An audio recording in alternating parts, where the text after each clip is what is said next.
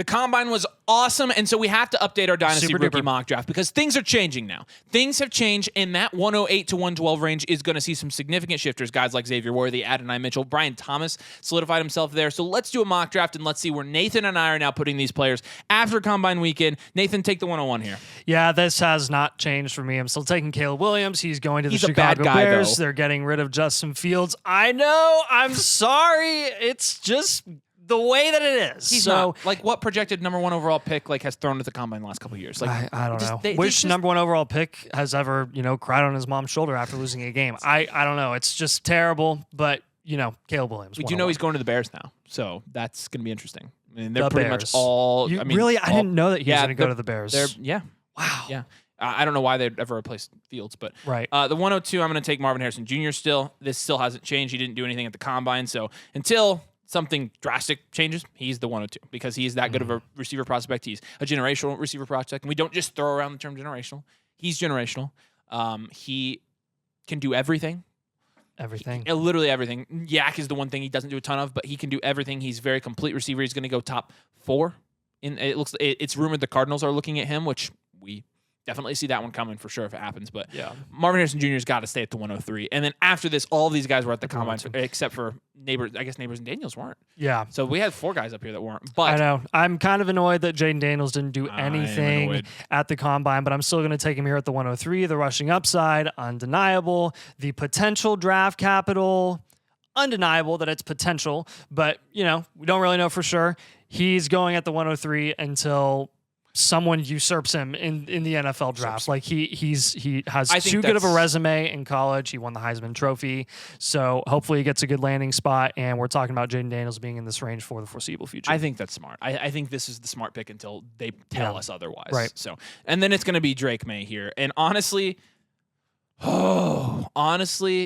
there are I love it. There are 3 or 4 guys I could take here. 3 or 4. Yep. I was even considering it at the 103. Yep. So Drake May, stud of a prospect, stud of a quarterback, gonna get stud draft capital, and we think he's gonna be a stud in the NFL. I think he's gonna be situation. It's very studly. So with Drake May, not much has changed. Obviously, it's again after here that we're kind of like, oh wow, things are looking really good. Mm-hmm. But you getting one of these top 4 picks, really top 7, now maybe top 8, is going to be really, really good. So Drake May, I'll continue to take him here until he either slides in drafts or goes to a terrible, terrible landing spot or something like that, like an Arthur Smith offense. I don't know. But, Drake May, great prospect. So, yeah, and before we get to our next pick here, we have a full Dynasty rookie mock draft guide over at flockfantasy.com/domain with profiles on every single one of these guys. We're going to be updating it this week. Version 2 comes out this week with all of the updated information, our updated rankings, some of our strategy stuff. So if you would like that and you would also like a team blueprint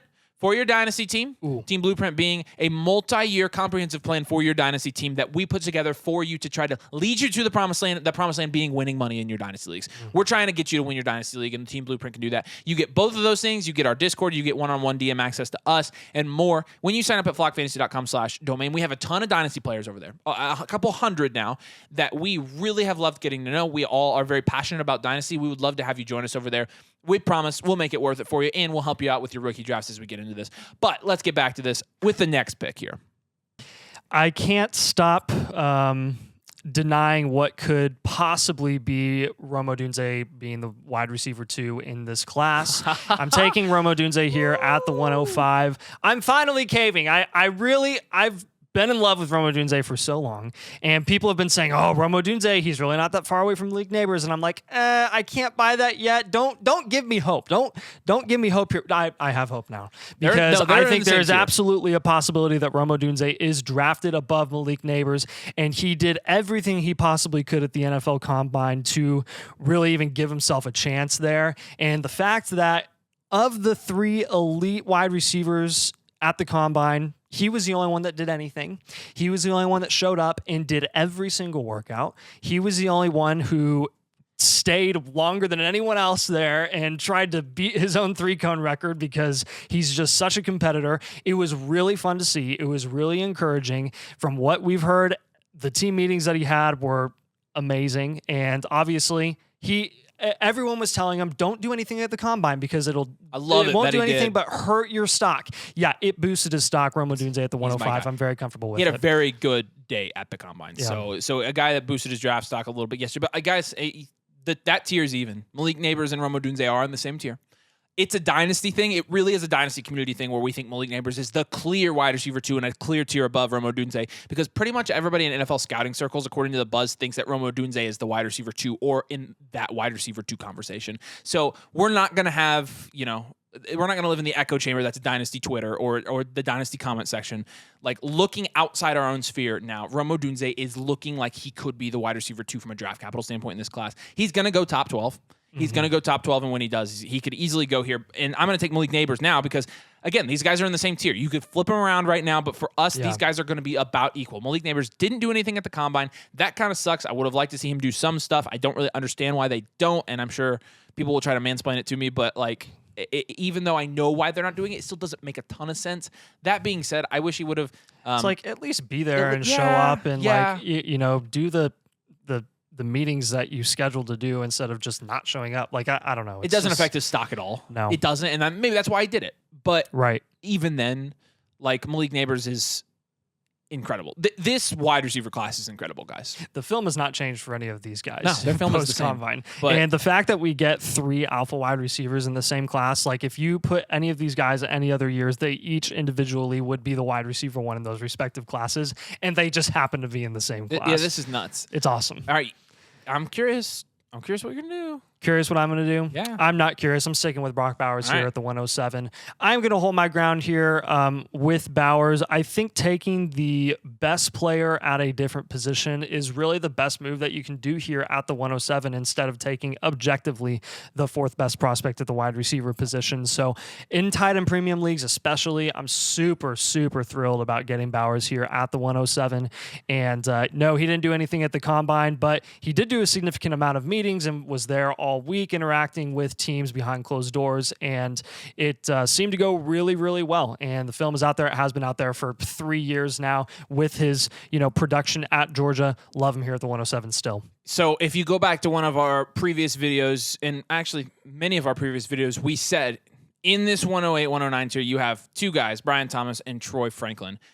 We said over and over, one of these guys will separate from the other. We just don't know which one yet. We figured it's going to come at the combine or during the draft, and it came at the combine, and it was Brian Thomas Jr., and he's my next pick. Brian Thomas Jr.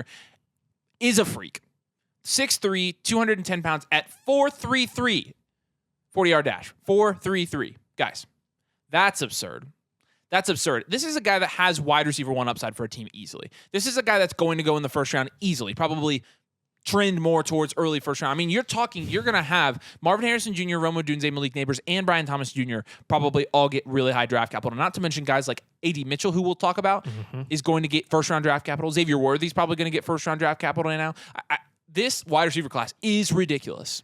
If people, this is a big if people still value these late firsts the same as they did before the combine, you are trading for them now. You will go get these picks. How often do we tell you to go get picks a month before the draft? I don't think I've ever looked at the camera and told them to do that. And I'm doing it. If somebody wants to sell me the 109, I'm taking the 109. Speaking of 109, who you got? Well, we already mentioned him. He had a really good combine. I am going to go A.D. Mitchell here. Yeah. We are not the highest on Adonai Mitchell. This is more of kind of like a value. This is us recognizing that A.D. Mitchell had a really good combine. His measurables were solid. We still have questions about his production or lack thereof at Georgia and Texas, and how really well-rounded as a true wide receiver is he, and will he be more of a project in the NFL? Real legitimate questions there. I still don't think he goes any later than the late first, early second. So he, because of that, belongs here at the end of the first round in your Superflex rookie mocks, and real good day for him. So I mean, there's quite a few guys I could take here. So many. This is a huge, it's a big tier now. Like, we're going to get down to the 204, and I would say probably take the guy at the 204 at the 110. Exactly. No, that is true, and I'm going to take Trey Benson here. I think Trey Benson is a guy, like, when you go out there as Trey Benson and run a 4.39 40, and you're the same size and the same speed as Breece Hall. I mean, that's not something to take lightly. It's not. And as soon as one of these running backs gets late second-round draft capital, mid-second-round draft capital, they are in the first round of Dynasty. Yes, We see it every single year. We saw it with Dameon Pierce in the third round. We saw it with James Cook, like every year. So Trey Benson, he could end up here now. From an athletic standpoint, had a very good testing day at the combine. Again, I think he also had a pretty good broad jump, was it, right? Just looked really good and honestly probably boosted his draft stock. And when you boost your draft stock in the NFL, you're going to be... There haven't, at least up to now, been any super huge concerns coming out on the medical side of things with his ACL injury that he had a couple of years ago. That seemed to all check out, I think. So I'm going to go with... Do it. Do it. Give me Ladd McConkey here at the 111. Okay. Ladd McConkey really killed it. He had a great 40 time, obviously, and nothing has really changed, obviously, film-wise with Ladd McConkey. And we knew what he was before the combine, and it was just re-solidified for us here in this plus a bonus. weekend. You do count his speed because we did not think he was going to test out. I did not. I thought he was going to be a 4.5 guy. I did too. I really did. I thought he was going to have to be an exclusive slot guy. I think he could be more versatile in the NFL. From a build and athleticism standpoint, you're talking about the same size and speed as Garrett Wilson tested at the combine. Yes, we're big Ladd McConkey fans. Yes. So, all right, I'll do it. Do it. Michael Penix Jr., baby. And we are holding our ground here, man. We are dying on this hill. And I don't even think we're going to die because no, we're not. I think we're going to live on this hill. We're going to emerge victorious because Michael Penix is a guy that, like, you look around the Dynasty space, especially the Dynasty space, and everybody's like, Michael Penix, not an NFL QB, his film, blah, blah, blah, blah, blah. Like, we just overanalyze. And we are admittedly higher on Michael Penix than pretty much everybody else. Michael Penix had an amazing combine, guys. His athletics were fine. He passed all of his health-related exams, his physical stuff. Yeah, that was the biggest concern. Passed it all. Yep. He looked like Michael Penix throwing the ball yesterday at the combine. I mean, just dropping it in the breadbasket. It was so amazing. Michael Penix is an NFL QB. That's bold because there are a lot of people that think he's not. I think he's an NFL QB. I think he's going to get decent draft capital. I think he's going to go to a team that needs a quarterback, and I think he's going to make a splash in the NFL. And I think getting him at the 112 or maybe the 201 or 202, because honestly, there's another quarterback you could take here according to the hype right now. Mm-hmm. Great value, man. I am comfortable. I'm telling you, these late first, I'm comfortable with all these guys now. Like this, they probably gain. I'm comfortable with them as players. What really is going to separate these even more is going to be landing spot. And this happens every single year. We always start loving a ton of these players, and we're like, man, this class is deep. And yes, 2024, deeper in my opinion than 2023. Yes. So you're going to have a lot of guys in this early second range that you're going to like a lot more. But remember, don't sell your soul for these late first and early seconds quite yet, because we still don't know the landing spots, and some of these guys' stock are going to fall significantly because of that. That said, at the 201, there's about 3 guys I want to take here. Yep. I'll go with Bo Nix just to keep him in the same tier as Michael Penix Jr. A lot of people like Bo Nix a lot more than Michael Penix. I understand it to an extent. We will take him after Penix here because we do think that Penix has a higher ceiling at the NFL level when you're talking about fantasy football. Bo Nix, I think there's some landing spots in the middle of the first round that he could go to in the NFL draft that would be dream landing spots and result in him flying up board significantly. Here at the 201, I think it's a great deal. All right, I'm not going to take him here but you have to take him next pick. I'll take Xavier Worthy here. Xavier Worthy, I know that's who you wanted, but I can't let him pass. No, I actually was going to take the other guy. Okay, keep going. Xavier Worthy. I love how we speak in code, like to our viewers. Xavier Worthy broke the 40 record at the combine. Broke the record. Like, again, I saw this in 2 phases yesterday. I am not on Twitter a lot, but I was on Twitter to track everything yesterday. Yeah. And I saw they were weighing in, and people were like, Xavier Worthy, it's over. This is dead. What we thought. He's dead, blah, blah, blah. And then people saw his 4.21. They were like, I was like, yep. Yeah. Yep. Did I think Xavier Worthy is going to be fast? Yeah, I did. Did I think he's going to be that fast? Not even close. I was thinking a 4.35 guy. Xavier Worthy is the guy he was just talking about that he could go at the 108 and would be like, yeah. 109, yeah. Yep. Because he just ran a 4.21. And he's a guy from his freshman year in college who was always projected to be an NFL wide receiver. He's a guy that's now projected to go late first, early second. Draft capital dependent, landing spot dependent. If Xavier Worthy gets a good landing spot, he's 109 for me.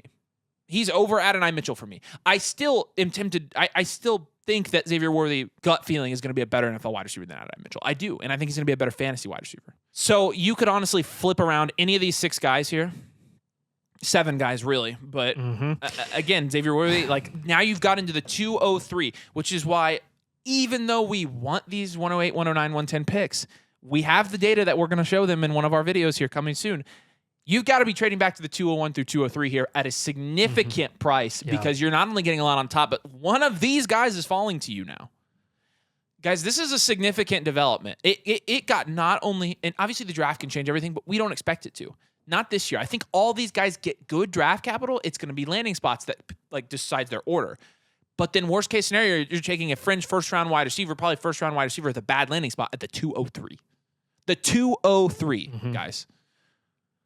The depth of this class is really showcasing itself after this weekend, and it makes me excited. If you have the two, please just give us good landing spots. I like know. halfway respectable. Last year, literally, we have PTSD from 2023. Oh my gosh, Zach Charbonnet, day 2 draft capital thing, as a backup for Kenneth Walker. Are you serious? My computer that day.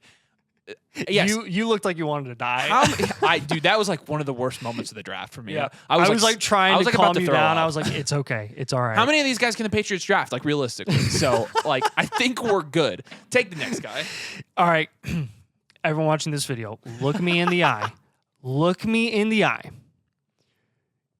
And listen. Zoom in on Nathan's face, Luke. Do not forget about Jonathan Brooks. Do not forget about him. He was not supposed to do anything at the combine. He's still rehabbing from the ACL injury. I could have, and I wanted to take him at the end of the first round in this mock draft. So you're taking him here?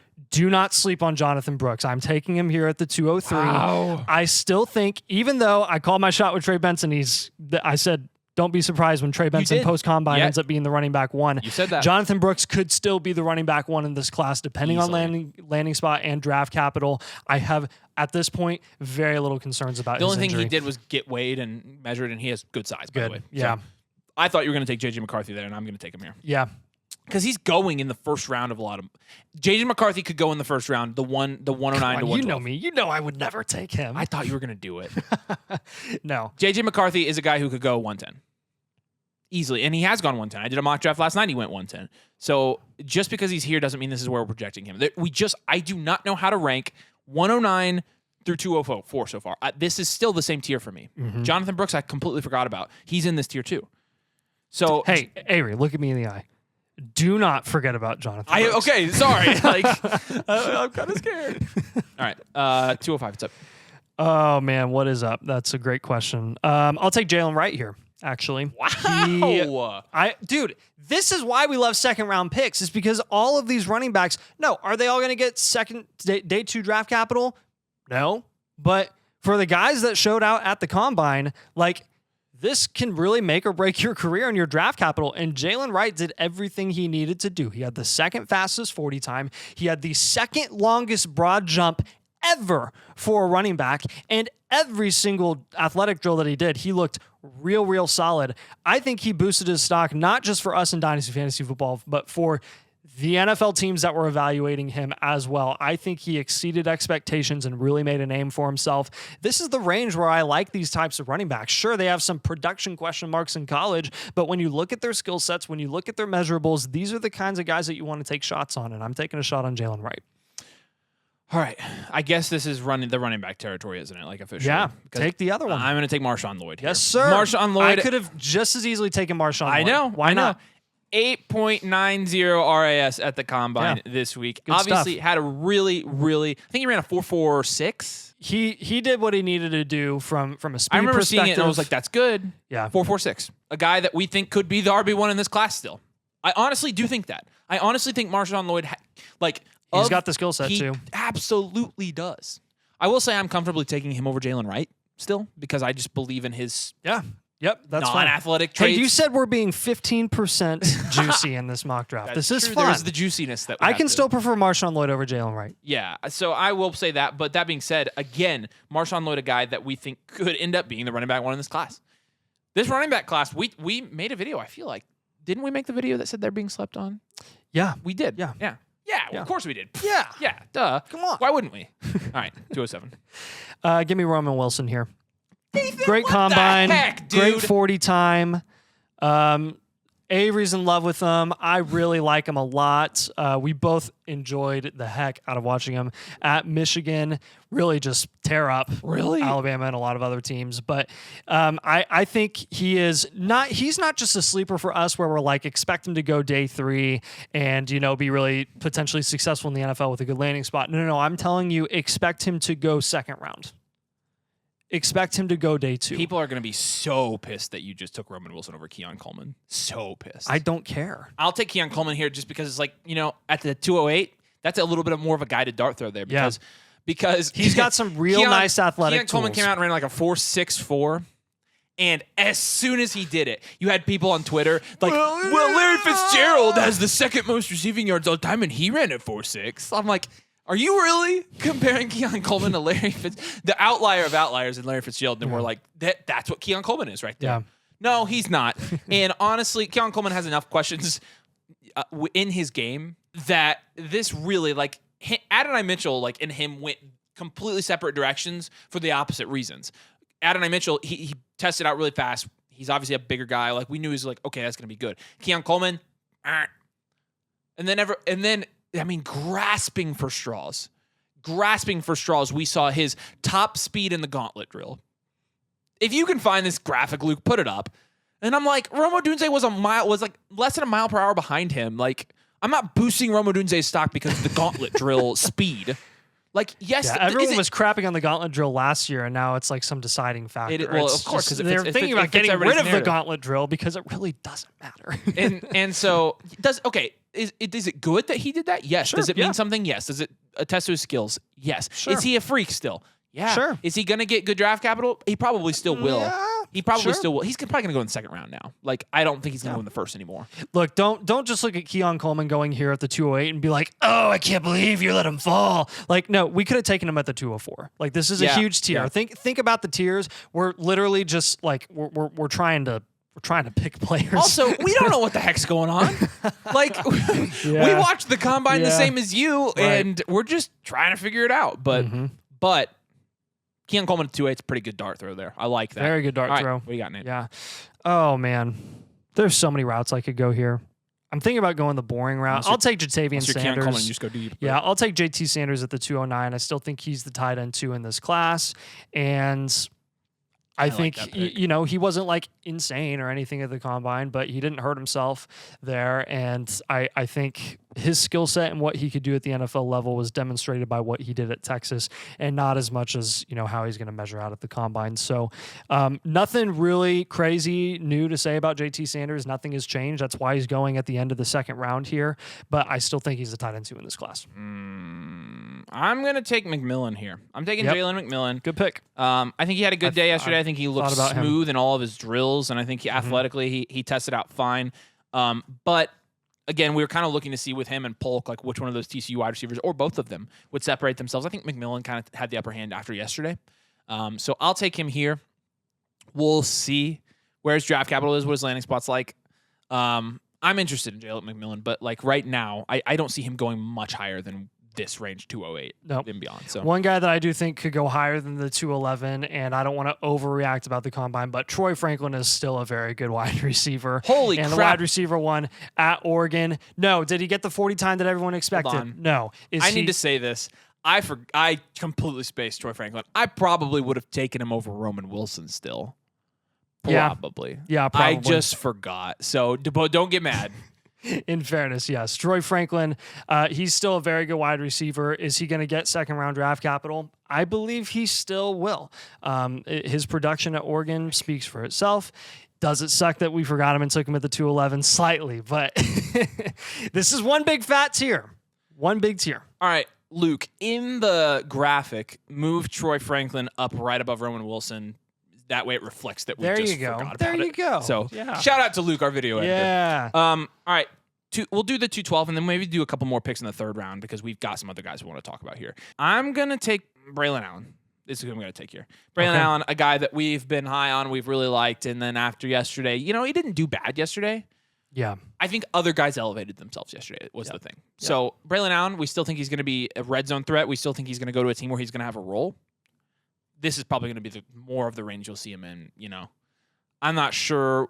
We'll see how right we are on Braylon Allen. He's a guy we like, but again, he could end up here. So let's do the first 6 picks of this round. Okay. Yeah. The third round. Yeah. Cool. We've not done this yet, but I mean, we have enough on these guys now. So Yeah, we do. Give me Jaheim Bell. I will take Jaheim Bell. He had a very, very good day. I think he solidified himself as the tight end 3 in this class. I think there was a lot of noise around Keon Coleman and Johnny Wilson from Florida State that Jaheim Bell was kind of the afterthought as the tight end. He has the second fastest 40 time, I believe, among tight ends in this class. And overall, he looked very athletic, very competent as a catcher of the football. And, he's not the tallest. He's not the biggest tight end, but from a measurable perspective at the NFL Combine, he had a very, very solid day. And I think he'll get day 2 draft capital as well, probably 3rd-ish round. You know what? I bet if we rapid fire this, we could do this whole round because I know these guys now. So let's freaking do it. All right. I'm going to take Xavier Legette here. Xavier Legette, in my opinion, still a guy that could go mid-second. He ran a good 40. Because he did. I thought he had a pretty good day yesterday. Right? Yeah. I thought he had a pretty good day. So Xavier Legette, a guy that, again, could go easily in the middle of the second round. Did not forget about him. We just aren't really sure how to rank these guys right now. And the draft capital is going to tell for these guys here at the end. So Yeah. Who have we? I'll take Ricky Pearsall at this point. Yeah. I think he, again, another guy that made a name for himself at the Combine. There were whispers about Pearsall at the Senior Bowl. He was one of those better wide receivers at the Senior Bowl that was very consistent and looked pretty mature as a route runner as well. And for you to top that ability as a true wide receiver and route runner on top of the speed that he showcased at the NFL Combine and his size, he's 6'1", 190. That's very respectable. I think he could make some noise. So I'll take him here. Malachi Corley is a guy that I think could translate to a slot receiver in the NFL and one that's productive. So I think Malachi Corley is going to be a little bit of a sleeper pick this year. Again, he's a guy with good enough landing spot and good enough draft capital could also go in the second round here. So I'll take him at 3 or 4. Yeah. Give me Tez Walker. Okay. I'll go with Tez Walker here. There's a lot of questions with him. He kind of crapped the bed at the Senior Bowl, but I think he still has enough on his tape, even before he went to North Carolina. I think it was he at Kent State before he transferred to North Carolina? Something like that. He has enough on his tape where there's a team that might want to take a shot on him, especially in that 3rd round area. And you just saw last year, those 3rd round wide receivers had a pretty nice success rate depending on landing spot. And I like him here at the 305. So this is a little bit bold for people who are really into prospects, but I'm going to go Jace McClellan here.